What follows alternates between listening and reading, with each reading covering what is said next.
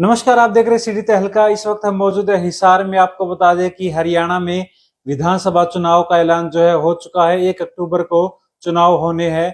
प्रत्याशी चुनाव लड़ने के लिए किस तरह से अपना आवेदन करे, क्या क्या सावधानियां रखे, हमारे साथ मौजूद है विक्रम मित्तल एडवोकेट और हिसार कोर्ट में जो लगातार प्रैक्टिस करते हैं। किस तरह से जो प्रत्याशी आवेदन करें, इन तमाम बातों पर जानकारी के लिए हमारे साथ मौजूद है विक्रम जी। सबसे पहले तो आपका स्वागत है चैनल पर। नमस्कार, आपके सभी दर्शकों को मेरा नमस्कार। जी, आपसे ये जानना चाहेंगे, कोई भी प्रत्याशी चुनाव के लिए आवेदन करना है, क्या सावधानी रखे, कब से आवेदन करे, इस तरह से? देखिए, अभी कल ही इलेक्शन कमीशन ने नोटिफिकेशन जारी किया है, एक प्रेस कॉन्फ्रेंस करके हरियाणा के चुनाव डिक्लेयर किए। चुनाव 1 अक्टूबर को होंगे और फार्म भरने जो है 5 सितंबर से फार्म भरने स्टार्ट होंगे और 12 सितंबर लास्ट डेट है फार्म भरने की चुनाव के लिए। और फार्म जो है, चुनाव जो अधिकारी होगा, निर्वाचन अधिकारी जिसको बोलते हैं, रिटर्निंग ऑफिसर जिसको बोलते हैं, वो रिटर्निंग ऑफिसर हर एक हलके के हिसाब से अलग अलग होंगे और अलग अलग जगह पे वो बैठेंगे। वो हाँसी बैठ सकते हैं, वो नारनौंद बैठ सकते हैं, वो बरवाड़ा बैठ सकते हैं और किसी भी जगह पे वो अगर बैठेंगे तो वहां उनको जाके फार्म सबमिट कराना है। फार्म के बारे में, क्योंकि फार्म को इतना कॉम्प्लिकेटेड बना दिया गया और फार्म का एक इतना हवा बना दिया गया है कि फार्म के लिए बहुत बड़ी मारामारी होती है। इसलिए आप लोगों की बहुत अच्छी पहल है कि ये आप जानकारी पहले से ही लोगों को दे रहे हैं ताकि लोगों को परेशानी ना हो। देखिए, सबसे पहले तो जो भी व्यक्ति चुनाव लड़ने का इच्छुक है, सबसे पहले उसको अपना वोट संभालना है कि उसका वोट कहाँ है। उसका जहां भी वोट है, उस हलके के अंदर की जो वोटर लिस्ट है, जहां उसका वोट है, जिस पेज पे उसका वोट है, वो उसको फोटोस्टेट साथ रखना चाहिए। उसमें उस वोटर का सीरियल नंबर होगा और उसकी भाग संख्या होगी, बूथ नंबर होगा। वो दोनों चीज फार्म में भरी जाएंगी। और ऐसा कोई कैंडिडेट है जो हलके से बाहर जाके फार्म भर रहा है, तो उसको अपने वोट की सर्टिफाइड कॉपी संबंधित चुनाव अधिकारी से, मान लिया कोई सिरसा का व्यक्ति यहाँ हिसार में आके चुनाव लड़ना चाहता है, तो सिरसा के चुनाव कार्यालय से अपने वोट की सर्टिफाइड कॉपी लेके आएगा और वो यहाँ जो भी नॉमिनेशन फार्म है उसके साथ वो लगाएगा। नंबर 1। नंबर 2, उसके साथ आपको जो भी आपके सोशल मीडिया के अकाउंट है, चाहे व्हाट्सएप का है, चाहे फेसबुक का है, ट्विटर का है, वो जितने आपके पेज चल रहे हैं उसकी कंप्लीट जानकारी आपको देनी है। इसके अलावा आपको खुद की और आपके डिपेंडेंट का मतलब आपकी पत्नी है, बच्चे हैं, अगर माँ बाप डिपेंडेंट है तो वो हैं, उन सब के पैन कार्ड आपको लेके आने हैं अगर हैं तो। ऐसा नहीं है कि बनवाने की जरूरत नहीं है। और अगर आप आईटीआर भरते हैं, इनकम टैक्स रिटर्न भरते हैं, तो वो आईटीआर 5 साल की पिछले की वो आपको लेके आनी है, वो जानकारी उसके अंदर भरनी है। इसके अलावा आपको अपने केसों की डिटेल देनी है। अगर किसी के ऊपर कोई केस चल रहा है, किसी में सजा हो रखी है, वो सारी डिटेल देनी है। अगर किसी व्यक्ति को 2 साल से ज्यादा की सजा है तो वो फार्म नहीं भर सकता और 25 साल की उम्र होनी चाहिए, 25 साल से ज्यादा की उम्र हो तभी वो फार्म भर सकता है। इसके अलावा जो है ना, आपको आपके बैंक खातों की, आपकी पत्नी की, बच्चों की, माँ बाप की, वो बैंक खातों की डिटेल आपको लेके आनी है। जो भी आपके ऊपर डिपेंडेंट है उनकी लेटेस्ट अकाउंट स्टेटमेंट लगेंगी। और एक किसी भी नेशनलाइज्ड बैंक में एक बैंक अकाउंट खुलवाना पड़ेगा सिर्फ चुनाव के लिए, जिसमें चुनाव का ही लेन देन होगा। और इसके अलावा अगर आपकी कोई एलआईसी है, कोई और इस तरीके की पॉलिसी चल रही है और आपने कोई एफडी करवा रखी है, वो सारी डिटेल आपको फार्म में भरनी है। इसके अलावा अगर आपके पास कोई व्हीकल है, कोई गाड़ी है, कोई स्कूटर है, कोई मोटरसाइकिल है, वो डिटेल आपको भरनी है। अगर आपने किसी कंपनी से किसी शेयर ले रखे हैं, कोई बॉन्ड ले रखे हैं, कोई डिबेंचर ले रखे हैं, तो वो आपको डिटेल उसके अंदर भरनी है। इसके अलावा आपके पास अगर कोई लाइसेंसी रिवॉल्वर है, कोई ऐसी वेपन है, तो वो जानकारी भी आप उसमें भर सकते हैं। वो आपकी चल अचल संपत्ति सारी भरनी होती है। जो अचल संपत्ति है उसमें हम, जो आपकी प्रॉपर्टी है, आपके पास कोई प्लाट है, आपके पास कोई दुकान है, आपके पास कोई मकान है, एग्रीकल्चर लैंड है, वो सारी डिटेल उसमें भरनी है। कहाँ वो प्रॉपर्टी सिचुएटेड है, क्या उसका खसरा नंबर है, वो डिटेल उसमें भरेंगे। और फिर जो है ना, अगर आपने कोई लोन ले रखा है तो लोन किस बैंक से ले रखा है, किसी फाइनेंशियल इंस्टीट्यूशन से ले रखा है, आपने केसीसी करवा रखा है, आपने होम लोन ले रखा है, आपने कार का लोन ले रखा है, वो सारी डिटेल उसके अंदर भरी जाएंगी। इसके साथ साथ अगर आप मान लिया कोई एक्स एमएलए है या कोई एक्स एमपी है या कोई मौके का एमएलए है, तो वो अगर कोई गवर्नमेंट का अकोमोडेशन यूज करता है, तो सरकारी कोठी में रहता है, तो उसके लिए नो ड्यूज उसको लेके आना पड़ेगा। वो नो ड्यूज वहां से कंसर्न उससे मिलेगा। और लास्ट में एक ये है कि आपकी जो क्वालिफिकेशन है वो आपको ठीक ठीक जानकारी हो, वो उस फार्म में भरनी पड़ती है। कई बार हमारे पास बहुत से लोग आते हैं, क्योंकि बहुत साल पहले उन्होंने अपनी डिग्रियां पास की थी, तो कई बार क्वालिफिकेशन की जानकारी नहीं होती कि किस सन में क्या डिग्री पास की थी, वो जानकारी कम से कम उनके पास हो, ये भरनी है। और अगर कोई पार्टी सिंबल पे लड़ना चाहता है तो उसको पार्टी की टिकट भी लेके आनी पड़ेगी, और पार्टी सिंबल पे जो लड़ेगा उसको एक प्रपोजर चाहिएगा, और पार्टी सिंबल के अलावा अगर कोई इंडिपेंडेंट लड़ना चाहता है तो उसको 10 प्रपोजर चाहिए। और ये एफिडेविट एक तैयार होगा और एक नॉमिनेशन फार्म तैयार होगा। एफिडेविट जो तैयार होगा वो नोटरी से अटेस्ट करवाना पड़ेगा, और बाकायदा नोटरी की स्टांप लगेगी, नोटरी के जो रजिस्टर है उसमें हस्ताक्षर होंगे, और फिर वो फार्म आपको सबमिट करवाना है। कोई भी कॉलम जो है ना उसमें खाली नहीं छोड़ना है, सबसे इंपॉर्टेंट ये है। सबसे बड़ी बात, अगर आपने बताया कि ये सारे कॉलम की आपने जानकारी दी, अगर किसी कॉलम में बाय चांस कोई गलत लिखा जाता है, भूलवंश गलत लिख दिया या जो पूरी जानकारी नहीं दी, तो ऐसे में क्या प्रत्याशी का जो फॉर्म है, जो आवेदन है, वो रिजेक्ट हो सकता है, कैंसिल हो सकता है? देखो, रिजेक्ट होने के 2-3 आधार हैं। एक तो ये है कि आपने जो प्रपोजर दिया है, एक तो प्रपोजर जो होगा वो हल्के के अंदर का होगा, कैंडिडेट बाहर का हो सकता है परंतु प्रपोजर हल्के के अंदर का होगा। पार्टी के कैंडिडेट को 1 प्रपोजर चाहिए और जो इंडिपेंडेंट है उसको 10 चाहिए। और अगर आपके प्रपोजर पूरे नहीं है, जैसे मान लिया 10 चाहिए, 9 है, 8 है, 7 है, तो आपका फार्म रिजेक्ट हो जाएगा। आपने उम्र नहीं भरी है आपकी नॉमिनेशन फार्म में, तो भी आपका फार्म रिजेक्ट हो सकता है। और आपने अगर आपकी सजा किसी केस में हो रखी है, 2 साल से अधिक सजा हो रखी है, और वो जानकारी आपने छुपा ली, तो उस आधार पे आपका फार्म रिजेक्ट हो सकता है।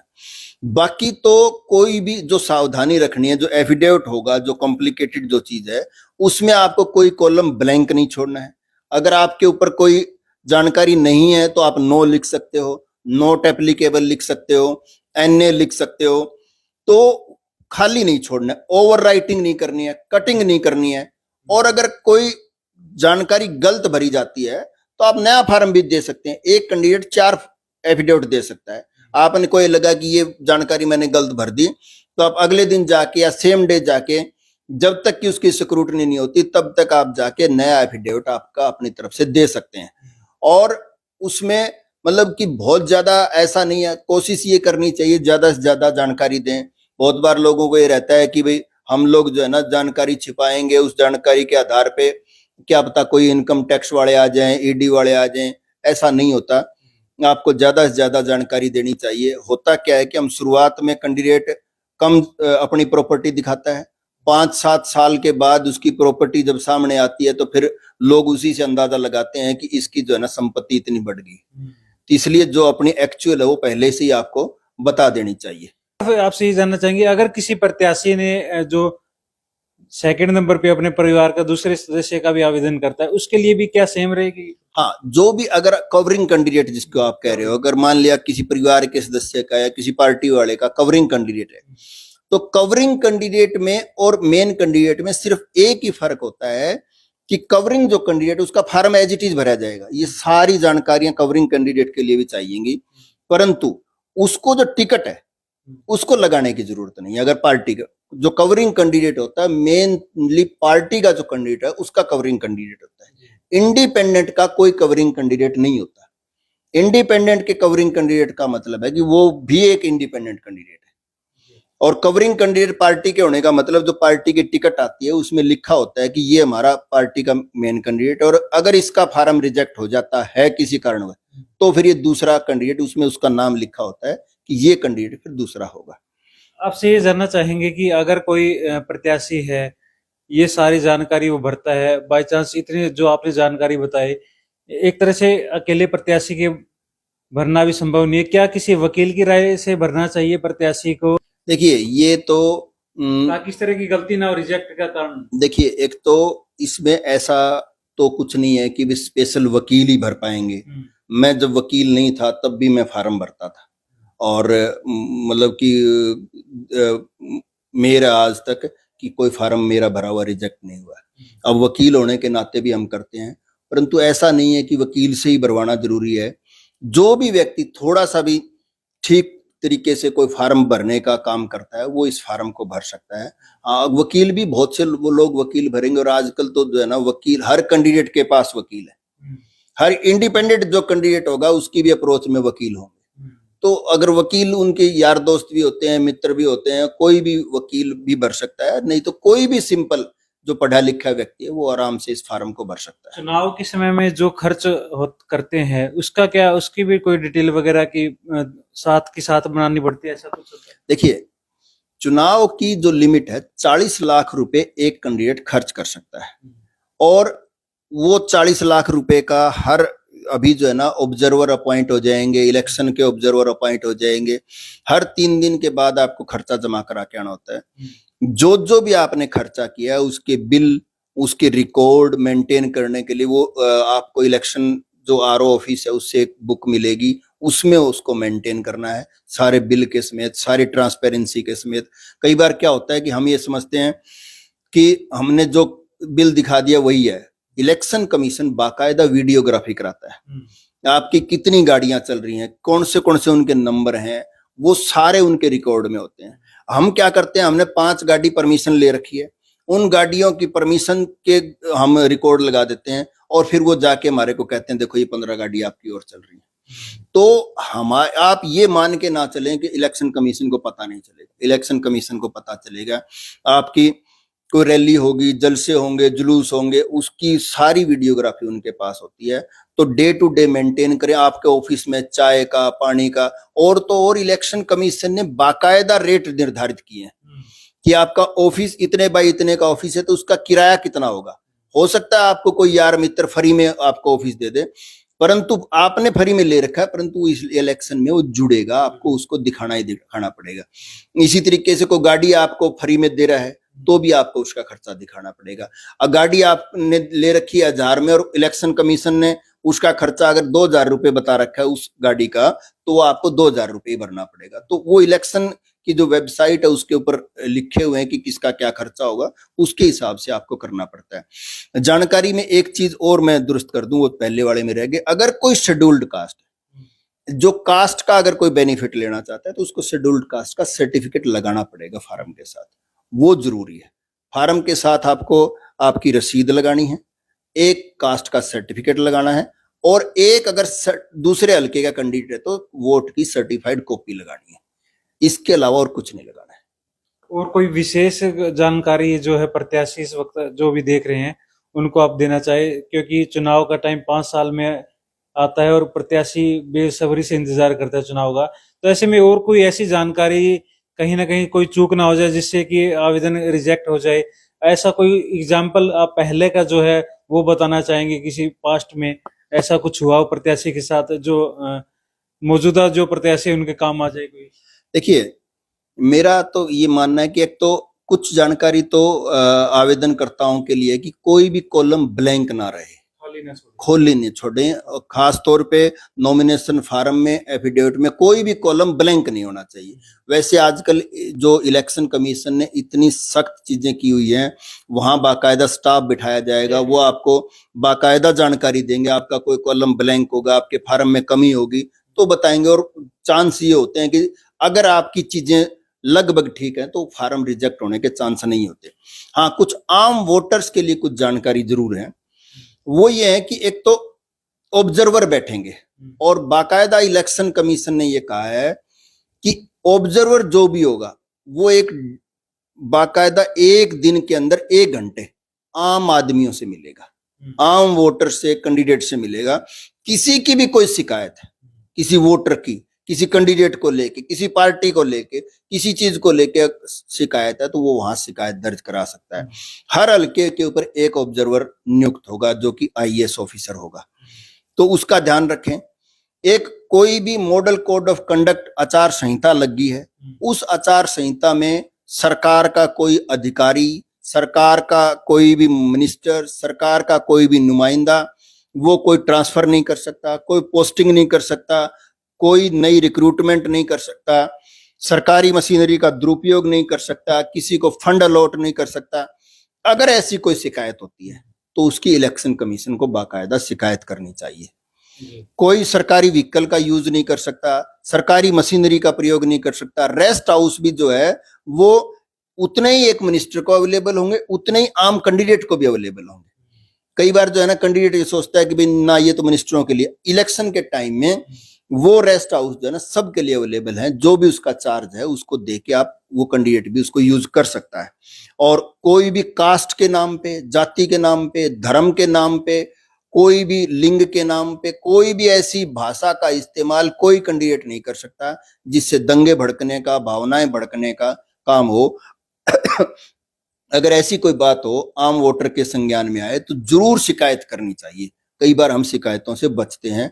और दूसरा मेरी एक रिक्वेस्ट है कि चुनाव तो देखो 1-1.5 महीने का, अपने मत का ठीक से प्रयोग करें, सोच समझ के प्रयोग करें और लड़ाई झगड़ा उससे बचें, शांति प्रिय तरीके से चुनाव कराएं। इलेक्शन कमीशन की वेबसाइट पे आजकल जो भी कैंडिडेट हैं लगभग सारे एक्सपर्ट हैं, वेबसाइट से आपको फार्म मिल जाएगा। और नहीं तो इलेक्शन का जो जहां भी आपको आरओ बैठता है वहां से आपको फार्म मिल जाएगा।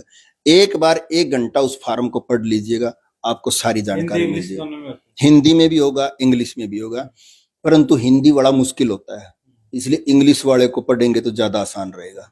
ठीक है, और क्योंकि वो इतनी कॉम्प्लिकेटेड हिंदी है कि बड़ा इंग्लिश से ही मुश्किल हो जाती है। तो जो भी है वो फार्म आपको मिलेगा, उस फार्म को इत्मीनान से पढ़ें, उसमें जो जानकारी आपके पास उपलब्ध है और जो नहीं है उसके लिए भी कोई भागम भाग करने की जरूरत नहीं है। जो जानकारी नहीं है उसको छोड़ दो आप, कोई बात नहीं, भागम भाग करने की जरूरत नहीं है। उसको उनको ठीक तरीके से इलेक्शन लड़ना चाहिए। नए कैंडिडेट के लिए कोई भी अगर एक्सपर्ट हमारे से भी कोई सलाह लेना चाहते हैं, कोई फोन पे और पे, तो हम भी उनकी कोई मदद इसी तरीके की है तो हम उनकी करने के लिए तैयार हैं, ऐसी कोई बात नहीं। ये थे एडवोकेट विक्रम मित्तल जिन्होंने जानकारी दी एक प्रत्याशी के लिए किस तरह से आवेदन करे, क्या क्या जो कॉलम है वो पूरे भरे। उन तमाम जानकारी के साथ जो है एक तरह से विक्रम मित्तल ने भी ये कहा है कि कोई भी अगर प्रत्याशी पूरे प्रदेश के प्रत्याशी की अगर हम बात कर रहे हैं, इनसे जो राय लेना चाहता है फोन पे वो ले सकता है। देखते रहे सिटी तहलका, वीडियो को लाइक और शेयर करें।